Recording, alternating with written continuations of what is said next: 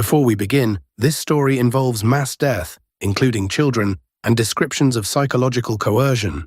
If that's something you need to step away from, we understand. Take care of yourself first.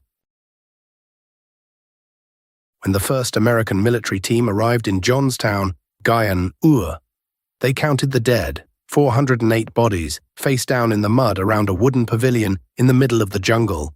It was already the largest deliberate mass death of American civilians in history. Then they started lifting the bodies. Underneath the first layer, more bodies. Underneath those, more. The count climbed past 500, past 700. It didn't stop until it reached 909. You're listening to the Unlit Room. Every story in here actually happened. That's the part that should scare you.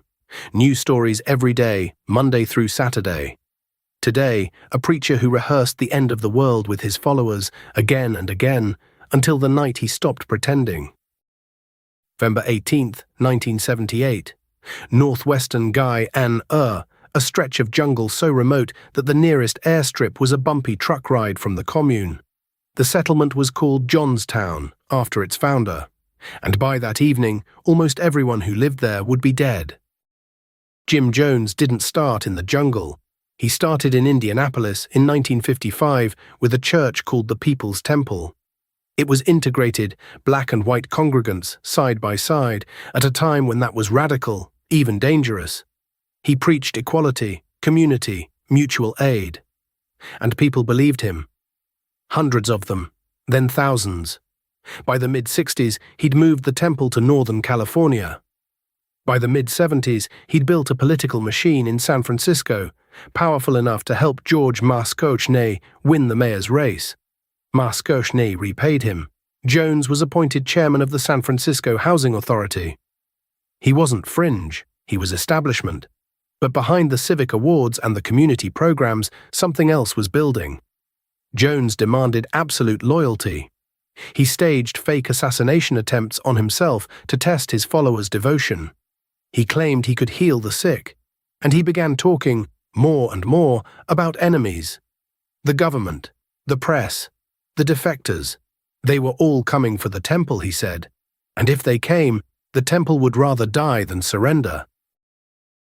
It's easy to look at this from the outside and ask how anyone could follow someone like that. But Jones didn't arrive at paranoia overnight. He arrived there one small step at a time, and each step felt, to the people inside it, like the reasonable next move. Micro cliffhanger 1. In those first months, Jones told his followers they might have to die for what they believed, and then he made them practice. They were called White Nights.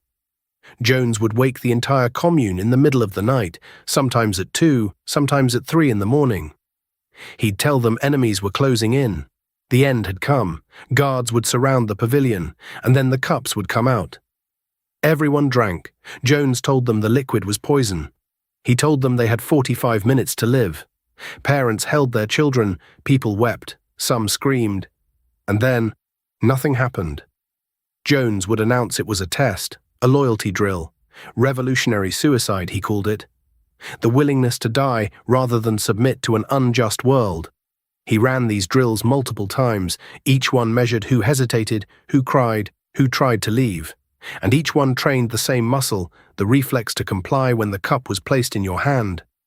By 1977, Jones had moved nearly 1,000 followers from San Francisco to Guyana, a remote agricultural commune carved out of jungle, hours from the nearest town, surrounded by armed guards with no phone lines and no way out.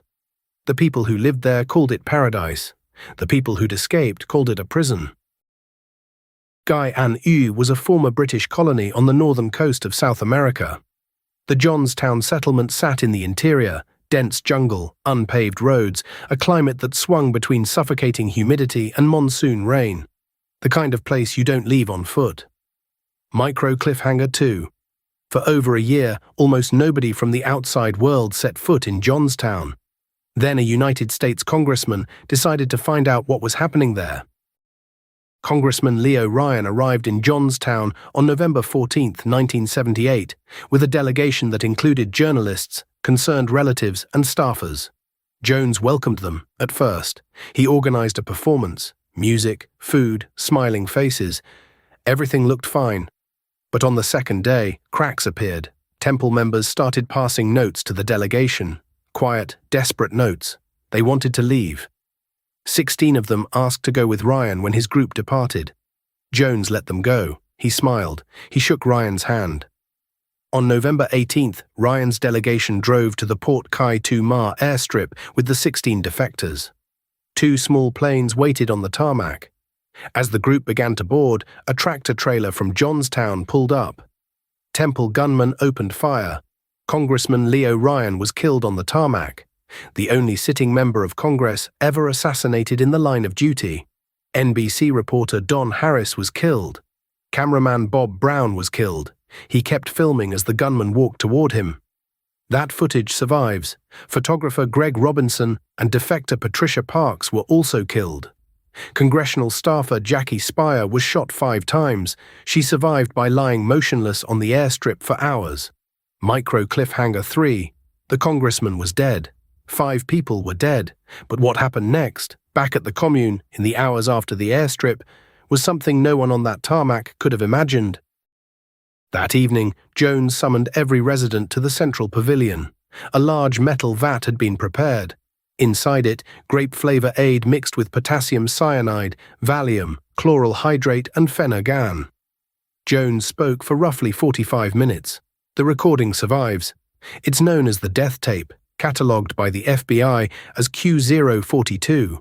On it, you can hear Jones telling his followers that the congressman's murder means the outside world will come for them now, that there's no future, that this is the final white night, and this time it isn't a drill. You can hear people arguing with him. A woman named Christine Miller pushes back, asking why they can't go to Russia instead. Jones talks over her. The crowd shouts her down. The children were given the poison first. Nurses squirted it into their mouths with syringes. Parents held their children as they died. Armed guards ringed the pavilion. Anyone who tried to flee was forced back or shot. Jim Jones didn't drink the poison. He died of a single gunshot wound to the head. Whether it was self-inflicted or fired by an aide has never been conclusively determined. __break_88 A7 A550-4 __.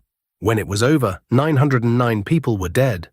A third of them, roughly 300, were children. At least 70 adults showed signs of being injected with cyanide against their will. Armed guards had orders to shoot anyone who ran.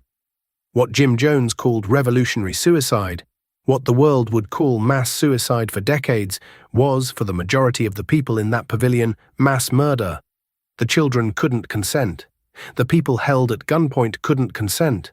The people who'd been trained through years of loyalty drills to obey without question had been systematically stripped of the ability to refuse. The language matters. Suicide implies choice. For 300 children and dozens of adults injected by force, there was no choice. Jonestown didn't happen because 900 people were stupid. It happened because a man spent 20 years building a system. Isolation, loyalty testing, rehearsal, the slow erosion of every alternative, until the unthinkable became the only option left on the table. The warning signs were there. San Francisco politicians saw them and looked away. Jones was too useful. The State Department saw them and deferred. Guy and was sovereign territory. The families of Temple members saw them and couldn't get anyone to listen. 909 people died in a jungle clearing in Guy and on a single evening in 1978. We owe them, at minimum, the right word for what happened to them. It wasn't suicide, it was murder, rehearsed, refined, and carried out by a man who'd practiced it until his followers couldn't tell the difference between the drill and the real thing. This one kept you up tonight? Good. New stories every day, Monday through Saturday. Subscribe so the next one finds you too. Follow the Unlit Room wherever you listen. Tell a friend, but maybe don't tell them it's all real until after they've finished. Full story on the main channel. Follow if you're wide awake. That was the Unlit Room. See you in the dark.